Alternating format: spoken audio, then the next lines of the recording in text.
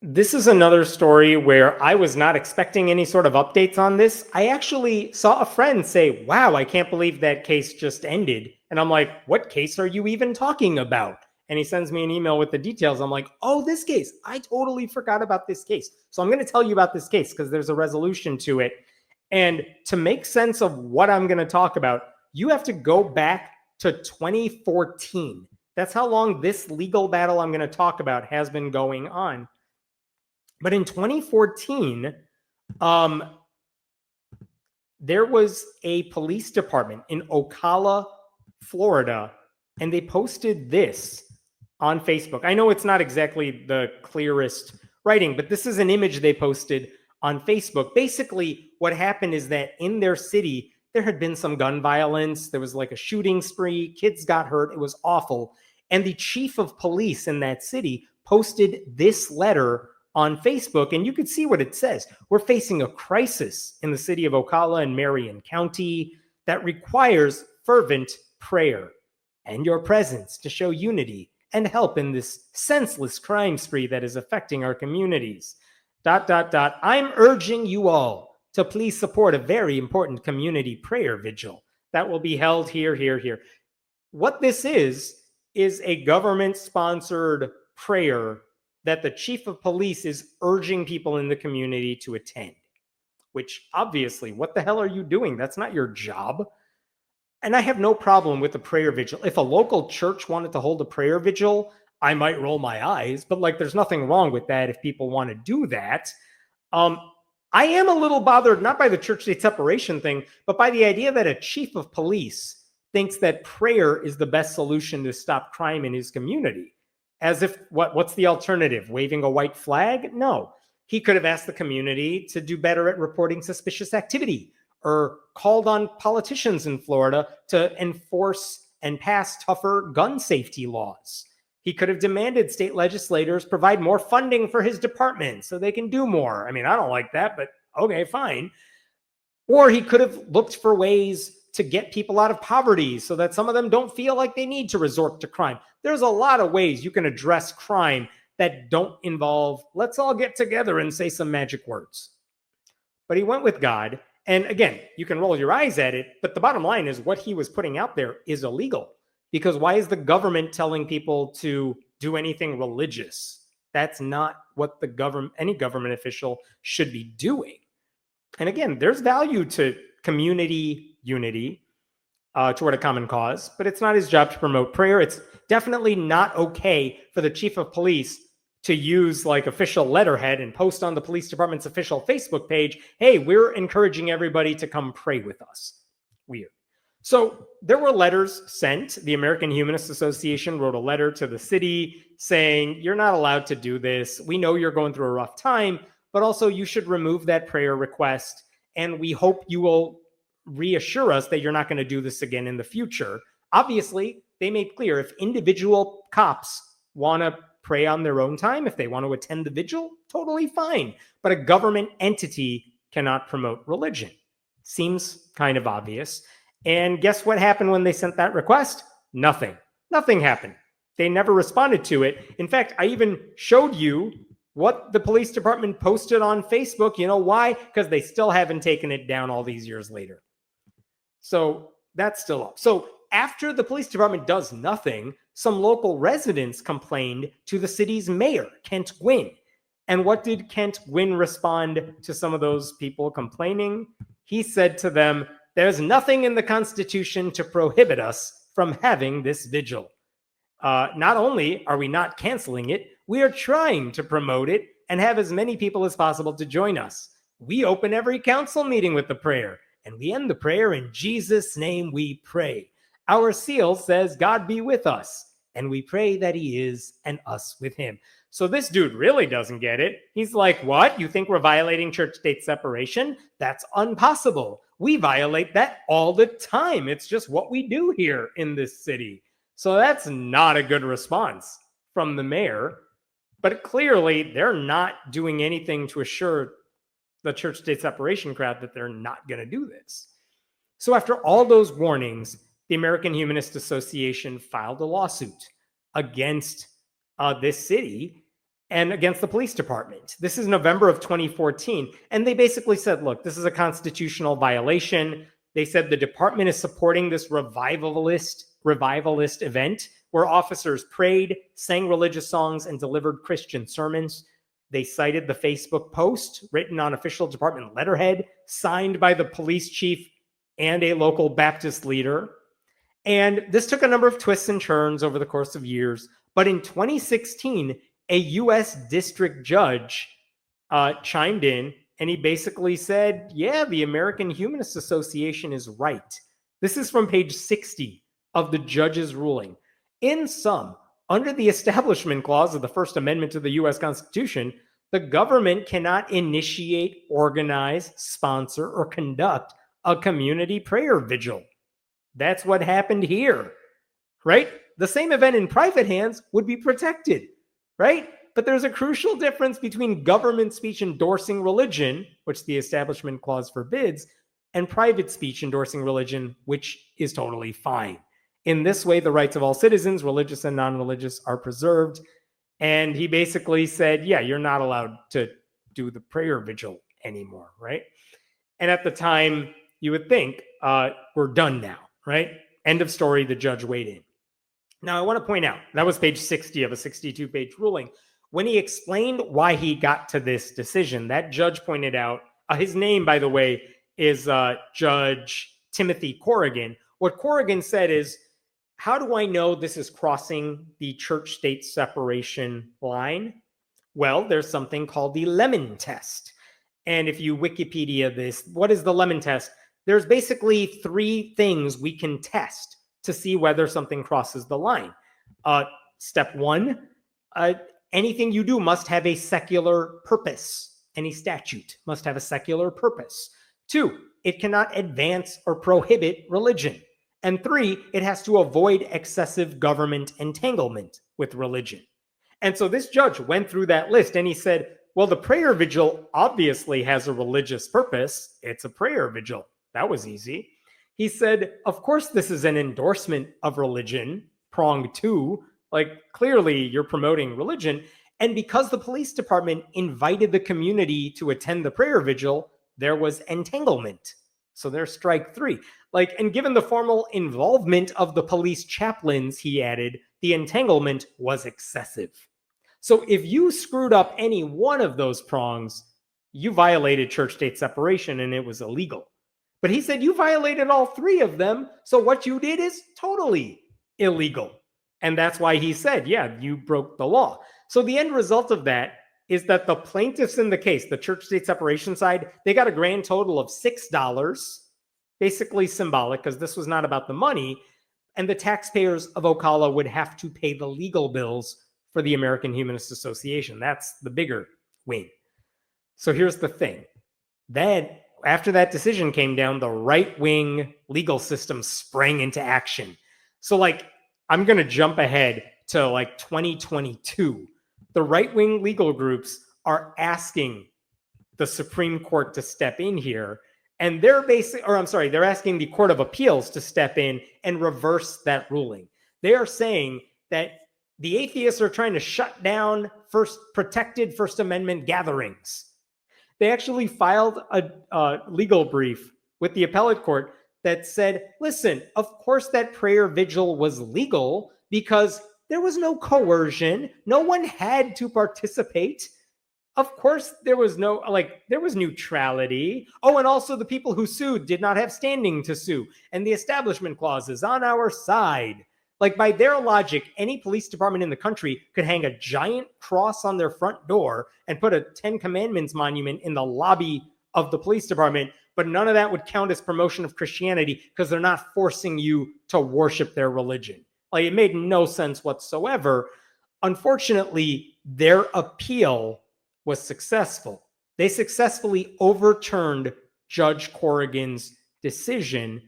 And this appellate court with 3 Republican-appointed judges said, yeah, we're going to overturn it. Now, why did they do that? Basically, what they said is, in the years between when that, lawsuit was filed and now, this ultra-conservative Supreme Court has weighed in on a lot of church-state separation matters. And specifically, do you remember that football coach who wanted to do these showboaty public prayers at midfield after games? In that decision in Kennedy v. Bremerton, the Supreme Court basically said the lemon test is dead. You can't use that anymore as a way to decide if something crosses a line. And so the appellate court said, we're going to overturn, we're going to undo that judge's decision that said the prayer vigil is illegal. We're going to send this case back to that judge with a clear instruction that we want you to rethink whether or not this is illegal, but you're not allowed to use the lemon test. Maybe you should consider something else, like, is it tradition to do this? What about historical practices and understandings? Why don't you use a more vague definition to see if this might be legal? And so they kicked this back to that judge. And what happened after all that? Well, before it got to that judge, the right-wing justices are like, hey, before you send this back to that first judge who was not on our side, can we get the Supreme Court to just weigh in on this? And they asked the Supreme Court, take up this case, even though they had no reason to step in. And the Supreme Court, look at this. I want to show you this. They issued a statement. If I could find this here. This is from Neil Gorsuch, who weighed in on this at the time. Neil Gorsuch said, the city asks us to take this case to make this point that what they did was legal. It is an understandable request, but I have no idea why you're asking us to intervene right now.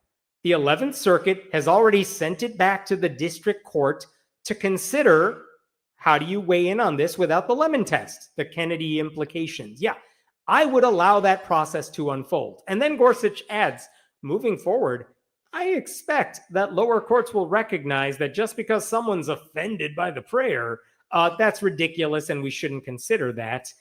If I'm wrong, the city is free to seek relief here after final judgment. By now, it should be clear that, anyone can be offended, blah, blah, blah. Gorsuch is saying, I would love to weigh in on this, but also it's not my time yet. Send it back down to the first court.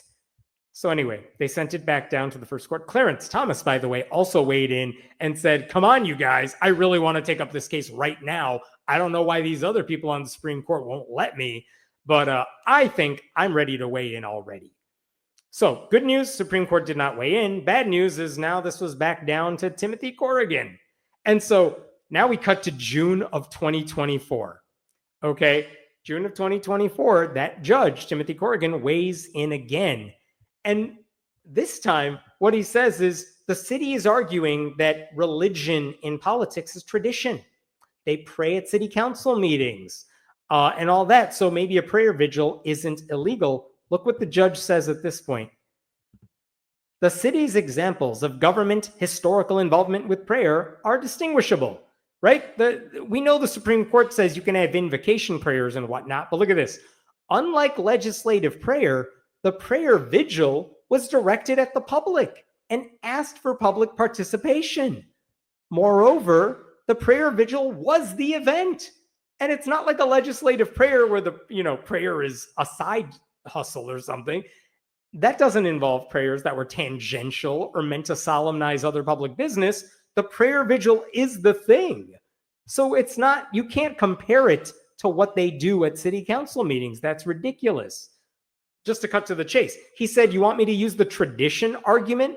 Well, there's no tradition here. There's no tradition of sponsoring prayer vigils. So you don't get to compare it to that. And he said, I want to find this here. Check this out. Based on the undisputed facts, the city's involvement in conceiving, organizing, and implementing the prayer vigil is government sponsorship of a religious event. The content of the Facebook letter and the flyer confirm this. So this judge is saying, fine, I won't use the lemon test.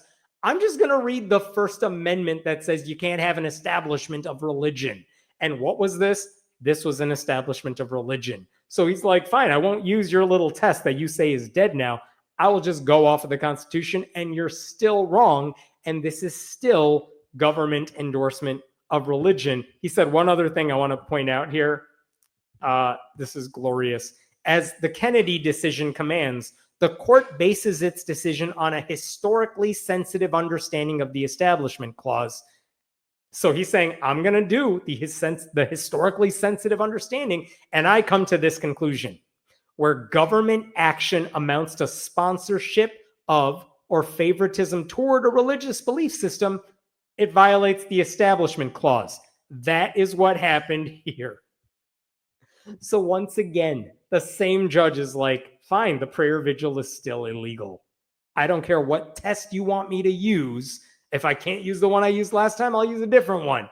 Either way, you're wrong. So that was a great decision. That was last year. That was amazing. It means Ocala still violated the law. What does that mean in practice? No one gets any money, really. This is all about, well, the city's going to have to pay the legal fees for the American Humanist Association and the lawyers. And more importantly, because they've now had to do this for so many years, that is so much money. The city and the taxpayers are now going to have to pay to the lawyers on the other side. It was kind of incredible, like that decision happened. But then the question came up, well, the Supreme Court's really right-wing, and the appellate courts are really right-wing. So is the city just going to appeal this ruling again? Are they going to try to get this back up to the Supreme Court and just say, well, we don't like that you said this violated the Establishment Clause. We want the Supreme Court to say you're wrong, and that just because you sponsored a prayer vigil, that doesn't violate the Establishment Clause. But in order to do that, you would have to file a brief with the appellate court. You would have to file a brief with the Supreme Court if you didn't like what the appellate court said. You have to do a lot of work, and you could still lose. And that's still a lot of money and time for your lawyers. And so this is one of those things, like, I was afraid they were totally going to do this because this is totally a culture war issue. And there's a lot of right-wing groups who are like, we'll do the work for free. Just let us have a crack at this. Even if they lose, though, the city is the one that would pay the price. They're the ones who would have to pay out the money. So this is what's amazing. Why do I bring all this up? I know that's a long setup. The reason I bring this up is because recently, actually this week, the Ocala City Council decided to vote on a settlement agreement between both sides. And this is what's amazing. The two sides, the right-wing people that said this prayer vigil is legal, and the church-state separation side that still maintains it was illegal, apparently they came to the table and agreed to a compromise. And the compromise says, we are going to allow the judge's ruling, Judge Corrigan's second ruling, to be the last word on the issue, that the prayer vigil was illegal. We're not going to appeal it. No one's going to appeal. It's done now. We will stop fighting. And also, the city will not have to pay the lawyers for the American Humanist Association. So basically, the church-state separation side says, listen, if we agree to drop the bill, we won't ask you to pay us anything. Will you stop challenging this to the Supreme Court? Which, honestly, given the makeup of the Supreme Court, like, that makes sense to me. And if you're the right wing, you're saying, if you're the city, you're thinking, even if right-wing groups want to fight this, we could lose and we'd be on the hook for a lot more money. Let's just take the loss and just call it a day. And then we're done with this and we don't even have to pay any money. So it's a win-win for all sides. That's what the city council got to vote on this week. And the city's attorney, his name is William Sexton, one of the things he told the city council before they voted, check this out from a local article. He said estimates for the potential liability associated with those fees if they keep fighting this, particularly if this case were to continue on appeal, have approached and even exceeded $1 million. He says if this city keeps fighting this in court and takes it to the Supreme Court and we lose, we could be on the hook for $1 million or more. And I want to play you a clip here. One of the city council members, his name is Jay Musley. He explained to the other city council members why he was willing to take this offer. It's just a minute long. Let me show you what he said. I'll make a comment. I've been involved in this case the entire time. Never should have gotten this lawsuit. We need to get out of the daggum lawsuit. I believe in God. I believe it's our Savior. We don't need to stay in this lawsuit to prove that, okay? It's $1 million gamble, and I'm not going to make $1 million gamble with the taxpayers' money on something that we may or may not win. I'm sorry, Kent, Rock, I like you guys a lot. I don't think you graduated from law school. I sat, and I didn't either, but I've sat and listened to all these attorneys talk, asked them specific questions. This is a very losable lawsuit on our behalf, okay? It is losable. It is not a slam dunk win. Therefore, we got the chance to settle. We're admitting nothing. We're paying nothing. We're accepting no liability. It's the smartest decision I made up here in 13 years. Very convincing argument. And he shouted out two people who had, including the former mayor of Ocala, the guy who said, yeah, we totally pray all the time in the city. He said, look, you guys are great, but this is stupid. Let's not do this. And after he made that speech, the city of Ocala, in a unanimous vote, the city council agreed to drop its appeal and allow the lower court ruling against the city to stand. In exchange, the city doesn't have to pay attorney's fees or court costs for the other side. Like I said, win-win for everybody. It means this little gambit doesn't get in front of higher courts where they could try to make some law change that says, yeah, government-endorsed prayers are legal now. The American Humanist Association, their executive director, Fish Stark, what he said to me, for us, this case was always about principle. It is never appropriate for the state to use taxpayer dollars to promote one set of religious beliefs over another. And he added, we are vindicated by this outcome. So huge win for the church-state separation side. And again, you can, going back to what I said at the beginning of the segment, when I heard, wait, there's a settlement in the Ocala case. What the hell was the Ocala case? Because it's been years since I've thought about it, because this thing has just taken its sweet time in the courts. So it took over 10 years. The church-state separation side basically won. And now the other side is saying, we give up. Just don't make us pay you anything and we will stop fighting this. And the church-state separations crowd said, yeah, that's fine. Just take the loss. We'll move on. Let's go our separate ways. So great ending to this story. And congratulations to the side of church-state separation and the American Humanist Association for pulling that out. What questions we got here? Were there representatives from every religion in the community? You mean during the prayer vigil, were there representatives from every religion in the community? I believe the answer was no. Like, there were Christian sermons given by the participants. And if there was anyone else there, it certainly wasn't like advertised that way. It's not like they were going to kick out a Muslim who showed up. But as far as I know, they didn't go out and ask local non-Christian religious leaders or humanist leaders to be a part of it. Which, by the way, had they done that, might have been legal. That's not what they did. If prayer worked, the red states wouldn't be at the bottom of all the lists. No kidding, man. Whether it's education or healthcare, it's not great to live in a red state. And, there's a lot of leopards eating my faces on that subreddit. There's a lot of stuff coming from red state people who are like, what? The government's taken away my FEMA? That's not going to end well this summer after hurricane season. Yeah, well, why would you vote for these people? Marjorie Taylor Greene's district is not better served with her being their representative. You know what I mean? It sounds like a distraction tactic to shift away from his job not getting done. Yeah, the police chief basically saying, let's all pray. Clearly, the reason there was this gun problem in the first place is because they didn't pray hard enough. And so the police chief is like, you guys, we need more prayer. Why are you all looking at me? You think I'm here to keep you safe? No, that's God's job. Let's ask God to help us out. Then why are we funding your department if you're not doing your job? How dare we suggest that the governing bodies and law enforcement actually do something besides having a chat about it with their imaginary friend? I know that I don't get it. I don't get what a prayer vigil sponsored by the police department is basically them saying, listen, we have no ideas and we're not going to put any more thought into it. So we give up. That's it. Have at it, people who are criminals. City's all yours. All we got is prayer. It's a horrible optics. If violating the Establishment Clause is a tradition, then can't we argue anything against argue against anything the GOP wants by saying not already having that is a tradition? I'm sure there's some logical explanation. I'm sure there is a logic to that, but the answer is no, you can't argue anything you want because hypocrisy doesn't matter. It's just the courts are just doing whatever Republicans want. That's the legal system we have now. There is no rhyme or reason to what they're doing. There are no rules in place. Like, rules that apply to Democrats do not apply to Republicans. That's just the way it works right now. So, like, there is no actual legal system. I have to wonder how they teach all this stuff in law school right now.